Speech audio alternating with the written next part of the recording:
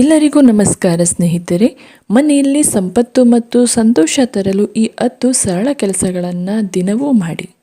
ನಮ್ಮೆಲ್ಲರ ಆಸೆಯು ಒಂದೇ, ಮನೆ ತುಂಬ ಸುಖ ಸಮೃದ್ಧಿ ಇರಲಿ ಅಂತ. ಆದರೆ ಕೆಲವೊಮ್ಮೆ ಎಷ್ಟೇ ಕಷ್ಟಪಟ್ಟರೂ ಧನ ಉಳಿಯುವುದಿಲ್ಲ, ಯಶಸ್ಸು ಕೈಗೆ ಸಿಗುವುದಿಲ್ಲ. ಜ್ಯೋತಿಷ್ಯ ಶಾಸ್ತ್ರ ಹೇಳುವಂತೆ ಮನೆಯಲ್ಲಿ ಕೆಟ್ಟ ಶಕ್ತಿಗಳು ಹೆಚ್ಚಾದರೆ ಅಥವಾ ದೇವರು ಪಿತೃಗಳ ಆಶೀರ್ವಾದ ಕಡಿಮೆಯಾದರೆ ದೇಹ, ಮನಸ್ಸು, ಹಣ, ಕುಟುಂಬ ಎಲ್ಲದರಲ್ಲೂ ತೊಂದರೆ ಕಾಣಿಸಬಹುದು. ಕೆಲವೊಮ್ಮೆ ಒಳ್ಳೆಯ ಕೆಲಸವೂ ಕೆಡುತ್ತದೆ. ಆದರೆ ಚಿಂತೆ ಬೇಡ. ಈ 10 ಸರಳ ಉಪಾಯಗಳಿಂದ ನಿಮ್ಮ ಮನೆ ಒಳ್ಳೆಯ ಶಕ್ತಿಯಿಂದ ತುಂಬಿ ಸಂಪತ್ತು, ಸಂತೋಷ ತಾನಾಗಿಯೇ ಬರುತ್ತದೆ. ವಾಸ್ತುಶಾಸ್ತ್ರದ ಈ ರಹಸ್ಯಗಳನ್ನು ಒಮ್ಮೆ ಪಾಲಿಸಿ ನಿಮ್ಮ ಜೀವನ ಬದಲಾಗುವುದನ್ನು ನೋಡಿ. ಬನ್ನಿ, ಹಾಗಾದರೆ ಈ 10 ಕೆಲಸಗಳೇನು ಅಂತ ನೋಡೋಣ. ವಿಡಿಯೋ ಶುರು ಮಾಡೋಕ್ಕೂ ಮುಂಚೆ ಯಾರೆಲ್ಲ ಮಾತಾ ಲಕ್ಷ್ಮೀ ಭಕ್ತರಿದ್ದೀರಾ ಎಲ್ಲರೂ ಜೈ ಲಕ್ಷ್ಮೀ ಮಾತಾ ಎಂದು ಕಾಮೆಂಟ್ ಮಾಡಿ. ನಮ್ಮ ಚಾನಲ್ಗೆ ಇನ್ನೂ ಯಾರಾದರೂ ಸಬ್ಸ್ಕ್ರೈಬ್ ಆಗಿಲ್ಲ ಅಂದರೆ ಈ ಕೂಡಲೇ ಸಬ್ಸ್ಕ್ರೈಬ್ ಮಾಡ್ಕೊಳ್ಳಿ. 1. ಶುಭ ಕಾರ್ಯಕ್ಕೆ ಕರ್ಪೂರದ ಮಹತ್ವ ದೊಡ್ಡದು. ಮನೆಯಲ್ಲಿ ಕರ್ಪೂರ ಸುಡುವುದರಿಂದ ಕೆಟ್ಟ ಶಕ್ತಿಗಳು ಓಡಿ ಹೋಗುತ್ತವೆ, ವಾಸ್ತು ದೋಷ ಕರಗುತ್ತದೆ. ವಾರಕ್ಕೊಮ್ಮೆ ಕರ್ಪೂರವನ್ನು ಖಂಡಿತವಾಗಿಯೂ ಸುಡಿ. ಇದರಿಂದ ಮನೆ ಒಳ್ಳೆಯ ಶಕ್ತಿಯಿಂದ ಕೂಡಿರುತ್ತದೆ. ನೀವು ಕೊಡುವುದಕ್ಕಿಂತ ದೇವರು 2ರಷ್ಟು ಮಾಡಿ ನಿಮಗೆ ನೀಡುತ್ತಾನೆ ಎಂಬುದು ಪ್ರಕೃತಿಯ ನಿಯಮ. ಆದ್ದರಿಂದ ಧನ ಧಾನ್ಯವನ್ನು ಒಡ್ಡಿಕೊಳ್ಳದಿರಿ, ದಾನ ಮಾಡಿ, ಸಂಪತ್ತು ತಾನಾಗಿಯೇ ಬರುತ್ತದೆ. 2. ಸಂಜೆಯ ಪೂಜೆಯ ಸಮಯದಲ್ಲಿ ಸಾಸಿವೆ ಎಣ್ಣೆಯ ದೀಪವನ್ನು ಬೆಳಗಿಸಿ. 2 ಲವಂಗ ಹಾಕಿ ಈ ದೀಪವನ್ನು ದಿನವೂ ಬಾಗಿಲಿನ ಒಂದು ಬದಿಯಲ್ಲಿ ಅಥವಾ 2 ಬದಿಯಲ್ಲಿ ಬೆಳಗಿಸಿ. ಇದರಿಂದ ದೇವರು ಪಿತೃಗಳ ಆಶೀರ್ವಾದ ಸಿಗುತ್ತದೆ, ಮನೆಗೆ ಸಂಪತ್ತು ಹರಿದು ಬರುತ್ತದೆ. ರೊಟ್ಟಿ ತಯಾರಿಸುವಾಗ ತವಾ ಬಿಸಿಯಾದ ಮೇಲೆ ಸ್ವಲ್ಪ ಹಾಲಿನ ಚಿಮ್ಮುವಿಕೆ ಮಾಡಿ, ಎಲ್ಲ ದೋಷಗಳು ದೂರವಾಗುತ್ತದೆ. ಮೊದಲ ರೊಟ್ಟಿಯನ್ನು ಗೋವಿಗೆ ತಿನ್ನಿಸಿ, ಸ್ವಲ್ಪ ಬೆಲ್ಲ ಅಥವಾ ಸಕ್ಕರೆಯೊಂದಿಗೆ ದಿನವೂ ಪಕ್ಷಿಗಳಿಗೆ ಧಾನ್ಯವನ್ನು ತಿನ್ನಿಸಿ. ಕುಂಡಲಿಯ ದೋಷಗಳು ಕರಗಿ ಜೀವನದಲ್ಲಿ ಯಶಸ್ಸು, ಸುಖ ಬರುತ್ತದೆ. ಆದರೆ ಸೂರ್ಯಾಸ್ತದ ನಂತರ ಕಸವನ್ನು ಗುಡಿಸಬೇಡಿ, ಇದರಿಂದ ಲಕ್ಷ್ಮೀ ಮನೆಯಿಂದ ಓಡಿ ಹೋಗಬಹುದು. 3. ಬೆಳಗಿನ ಬ್ರಹ್ಮ ಮುಹೂರ್ತ ಅಥವಾ ಸಂಜೆಯ ಸಮಯದಲ್ಲಿ ಕಸವನ್ನು ಗುಡಿಸಬೇಡಿ. ಪೊರಕೆಯನ್ನು ಯಾರ ಕಣ್ಣಿಗೂ ಬೀಳದಂತೆ ಇಡಿ. ಹಾಸಿಗೆಯ ಕೆಳಗೆ ಖಂಡಿತವಾಗಿಯೂ ಇಡಬೇಡಿ. ಮನೆಯನ್ನು ಸದಾ ಸ್ವಚ್ಛವಾಗಿಯೂ ಸುಂದರವಾಗಿಯೂ ಇರಿಸಿ. ಈಶಾನ್ಯ, ಉತ್ತರ, ವಾಯುವ್ಯ ಮೂಲೆಗಳನ್ನು ಖಾಲಿಯಾಗಿಯೂ ಸ್ವಚ್ಛವಾಗಿಯೂ ಇಡಿ. ವಾಶ್ರೂಮನ್ನು ಯಾವಾಗಲೂ ಒದ್ದೆಯಾಗಿ ಇಡಬೇಡಿ. ಬಳಕೆಯ ನಂತರ ಅದನ್ನು ಒಣಗಿಸಿ. ಇದು ಹಣದ ಒಳಿತಿಗೆ ಒಳ್ಳೆಯದು. 4. ಊಟದ ತಟ್ಟೆಯನ್ನು ಚಾಪೆ, ಚೌಕ ಅಥವಾ ಟೇಬಲ್ ಮೇಲೆ ಗೌರವದಿಂದ ಇಡಿ. ಒಂದು ಕೈಯಿಂದ ತಟ್ಟೆಯನ್ನು ಹಿಡಿದುಕೊಳ್ಳಬೇಡಿ, ಇದರಿಂದ ಆಹಾರದ ಶಕ್ತಿ ಕಡಿಮೆಯಾಗುತ್ತದೆ. ಊಟದ ನಂತರ ತಟ್ಟೆಯಲ್ಲಿ ಕೈ ತೊಳೆಯಬೇಡಿ. ಉಳಿದ ಆಹಾರವನ್ನು ಬಿಡಬೇಡಿ. ತಟ್ಟೆಯನ್ನು ಕಿಚನ್ ಸ್ಟ್ಯಾಂಡ್, ಹಾಸಿಗೆ ಅಥವಾ ಟೇಬಲ್ ಕೆಳಗೆ ಇಡಬೇಡಿ. ಊಟಕ್ಕೆ ಮೊದಲು ದೇವರ ಆಹ್ವಾನವನ್ನು ಮಾಡಿ. ಊಟದ ಸಮಯದಲ್ಲಿ ಜಗಳ, ಕೋಪ ಮಾಡಬೇಡಿ.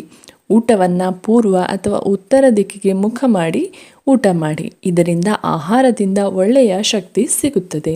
5. ಮನೆಯಲ್ಲಿ ಪೂಜಾ ಕೋಣೆ ಇಲ್ಲದಿದ್ದರೆ ತಜ್ಞರ ಸಲಹೆ ತೆಗೆದುಕೊಂಡು ರಚಿಸಿ. ಅವರು ಒಪ್ಪಿಗೆ ಕೊಟ್ಟರೆ ವಾಸ್ತು ತಜ್ಞರನ್ನು ಕೇಳಿ. ಕೆಲವರ ಕುಂಡಲಿಯಲ್ಲಿ ಪೂಜಾ ಕೋಣೆ ಇಡುವುದು ಒಳ್ಳೆಯದಲ್ಲ. ಒಬ್ಬ ದೇವರ ಒಂದಕ್ಕಿಂತ ಹೆಚ್ಚು ಚಿತ್ರ ಅಥವಾ ಮೂರ್ತಿಗಳನ್ನು ಇಡಬೇಡಿ.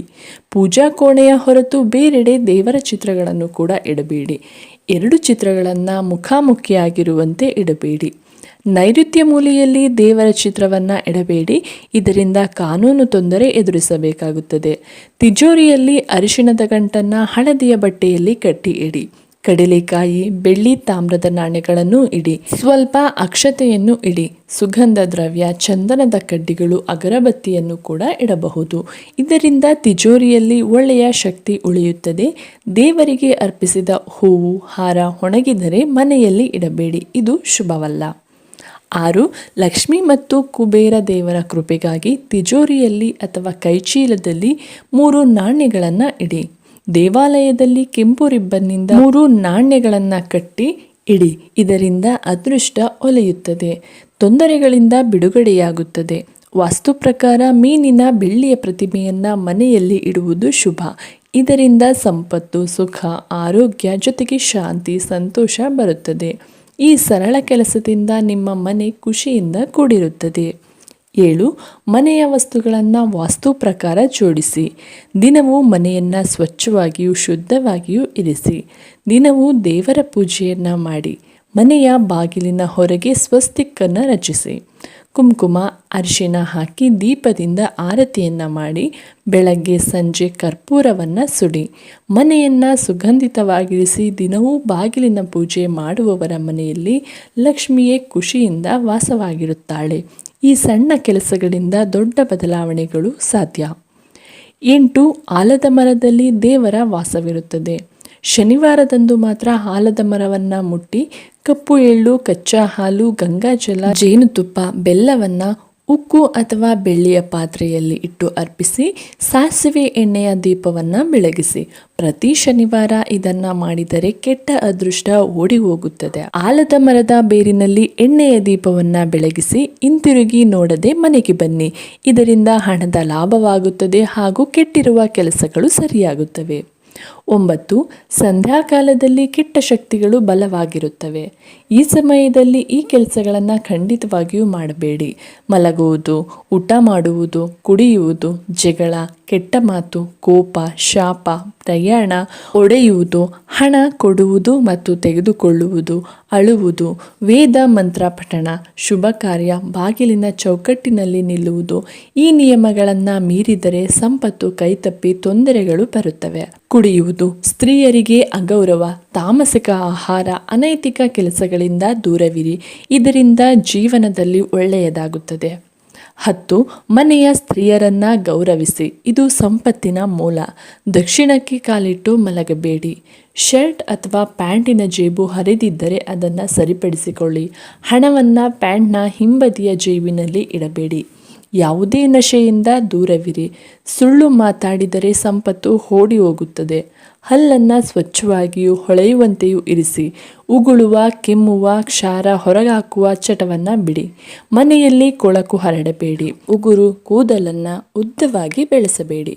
ದಿನವೂ ಬೆಳಗ್ಗೆ, ಸಂಜೆ, ರಾತ್ರಿ ದೇಹವನ್ನು ನೀರಿನಿಂದ ಶುದ್ಧಗೊಳಿಸಿ. ಗೋಡೆಯ ಮೇಲೆ ಮೀನಿನ ಜೋಡಿಯ ಚಿತ್ರವನ್ನು ರಚಿಸಿ. ಈಶಾನ್ಯ ಮೂಲೆಯಲ್ಲಿ ಅಷ್ಟದಳ ಕಮಲ ರಚಿಸಿ ಮಂಗಳ ಕಲಶವನ್ನು ಸ್ಥಾಪಿಸಿ. ನೀರು ತುಂಬಿ ತಾಮ್ರದ ನಾಣ್ಯ, ತೆಂಗಿನ ಎಲೆ, ತೆಂಗಿನಕಾಯಿಯನ್ನು ಇಡಿ. ಈ ಸರಳ ಉಪಾಯ ನಿಮ್ಮ ಮನೆಗೆ ಧನ, ವೈಭವವನ್ನು ತರುತ್ತದೆ. ಈ ಸರಳ ಕೆಲಸಗಳಿಂದ ನಿಮ್ಮ ಮನೆ ಲಕ್ಷ್ಮಿಯ ಆಶೀರ್ವಾದದಿಂದ ತುಂಬಿರುತ್ತದೆ. ಇವುಗಳನ್ನು ಒಮ್ಮೆ ನೀವು ಆರಂಭಿಸಿ ಜೀವನದಲ್ಲಿ ಬದಲಾವಣೆಗಳನ್ನು ನೋಡಿ. ಈ ವಿಡಿಯೋ ನಿಮಗೆಲ್ಲ ಇಷ್ಟ ಆಗಿದೆ ಅಂತ ಭಾವಿಸ್ತಾ ಈ ವಿಡಿಯೋವನ್ನು ಮುಗಿಸ್ತಾ ಇದ್ದೀನಿ. ಈ ವಿಡಿಯೋಗೆ ಒಂದು ಲೈಕ್ ಮಾಡಿ, ಹಾಗೆ ಶೇರ್ ಮಾಡಿ. ನಿಮ್ಮ ಅನಿಸಿಕೆಗಳನ್ನು ಕಾಮೆಂಟ್ ಮುಖಾಂತರ ನಮಗೆ ತಿಳಿಸಿ. ಎಲ್ಲರಿಗೂ ಧನ್ಯವಾದಗಳು.